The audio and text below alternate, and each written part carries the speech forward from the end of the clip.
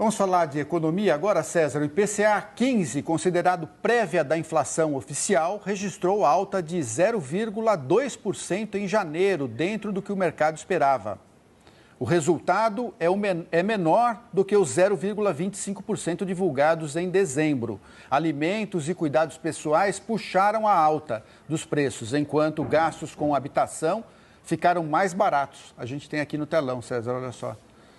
Então, a alta de 0,2%, IPCA 15, a prévia da inflação, dentro do que o mercado esperava. Segundo o IBGE, no acumulado de 12 meses, o IPCA 15 alcançou, portanto, 4,5%, exatamente ali no limite da meta de inflação.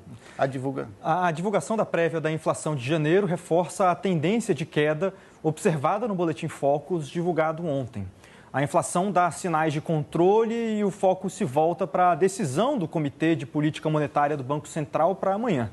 O Copom pode começar a reduzir a taxa de juros já nesta quarta-feira? Esse alívio nos preços é suficiente para acelerar o corte da Selic? Sobre isso, nós vamos conversar com a Alessandra Ribeiro, economista e sócia-diretora da Tendências Consultoria. Bem-vinda e bom dia, Alessandra.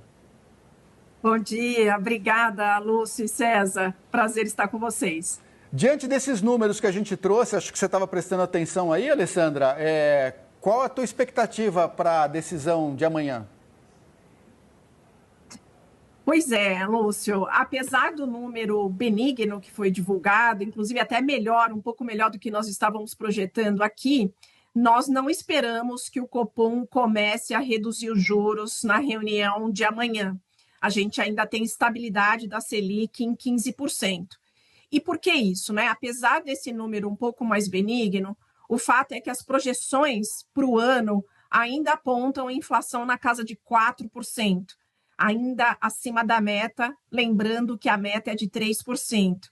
E a própria atividade econômica, ela mostra ainda resiliência. Tem um lado bom, mas para trazer a inflação para patamares mais baixos, é mais desafiador, especialmente quando a gente fala também de mercado de trabalho. Mercado de trabalho, ainda que com alguma desaceleração, ele segue aí bem, né? O que significa aumento de salários e isso também sendo repassado para preços. Então, ainda a gente tem um contexto desafiador para o Copom. O objetivo é trazer a inflação para 3%. Então, é por isso que ainda para a reunião dessa semana, a gente acha que ele deve ser Selic parada em 15%. Alessandra, queria entender com a senhora se existem, por exemplo, pressões sazonais, como na área da educação, reajustes de tarifas, que podem reverter essa tendência de queda da inflação, como a gente viu nessa expectativa e o resultado que foi divulgado agora há pouco. Perfeito, César. De fato, no mês a mês, a gente tem essas oscilações sazonais. Agora, inclusive, por exemplo, um período de mais chuvas, isso acaba afetando preços de alimentos, né, no domicílio, principalmente porque as chuvas afetam algumas culturas, algumas produções. Então, esse é um típico efeito sazonal. Depois a gente tem o efeito sazonal de educação mesmo, em fevereiro, com reajuste de mensalidades escolares. Temos momentos relacionados a reajuste de medicamentos. Então, a gente tem, sim, esses movimentos sazonais. Mas o Banco Central, quando ele faz a análise do cenário inflacionário e decide a política monetária, ele está olhando além desses efeitos sazonais. Esses efeitos sazonais já são conhecidos, já são esperados, mas ele está olhando principalmente a dinâmica que a gente fala da inflação. E é essa dinâmica que eles querem garantir que seja uma dinâmica de convergência para a meta. Então, é isso que é determinante para a decisão de política monetária. Alessandra, eu queria te perguntar o seguinte, essa taxa de juros no patamar de 15%, qual é o dano que essa taxa está provocando no balanço das empresas, né? Porque essa é uma grande questão levantada pelos economistas, né?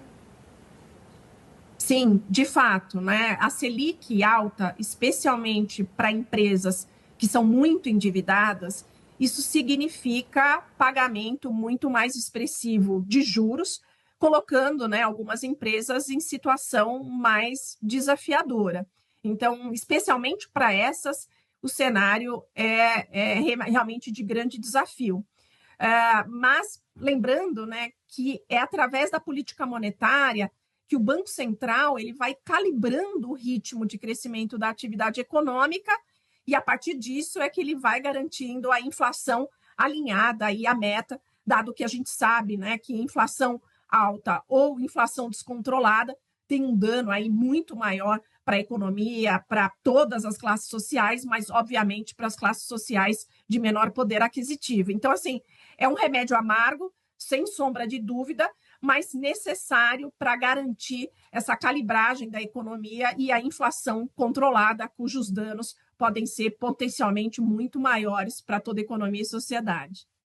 Alessandra, para encerrar, eu gostaria de entender da senhora o que a gente tem que ficar atento para esse ano relacionado à inflação. No ano passado, os resultados foram um pouco melhores do que os esperados e, especialmente, de alimento foi o que levou para baixo a inflação. Nesse ano, a gente sempre fica, claro, preocupado com os efeitos climáticos extremos, especialmente, mas quais são os outros pontos que nós devemos observar para ficar de olho ali se a inflação vai subir, vai descer? Perfeito. Pois é, além da questão de alimentos, que esse ano a gente espera que os alimentos não vão ter um comportamento tão benigno quanto tiveram no ano passado, a gente está trabalhando com uma inflação no ano de alimentos mais alta, na casa de 5%, e aí aqui alguns elementos que vão exigir um pouco mais de atenção, por exemplo, a dinâmica de preços de carnes, por exemplo, então tem que estar no radar. Além disso, a parte de serviços, preços de serviços de forma geral, que ainda mantém variação elevada, né? Essa dinâmica de serviços, inclusive, é uma que tem preocupado bastante o Banco Central. Então, a inflação de serviços no geral, e inclusive de serviços que são muito intensivos de trabalho. Só para vocês terem uma ideia, essa inflação ela está rodando quase perto de 8%. Então, tem alguns elementos que vão exigir, sim, uma cautela importante ao longo do ano, mas principalmente a dinâmica aqui de alimentação e de serviços. Perfeito. Véspera de decisão do Copom, nós falamos com Alessandra Ribeiro, economista e sócia diretora da Tendências Consultoria. Alessandra, muito obrigado pela entrevista. Obrigada, eu que agradeço. Bom dia a todos. Nós vamos falar agora com o Mitchell Diniz,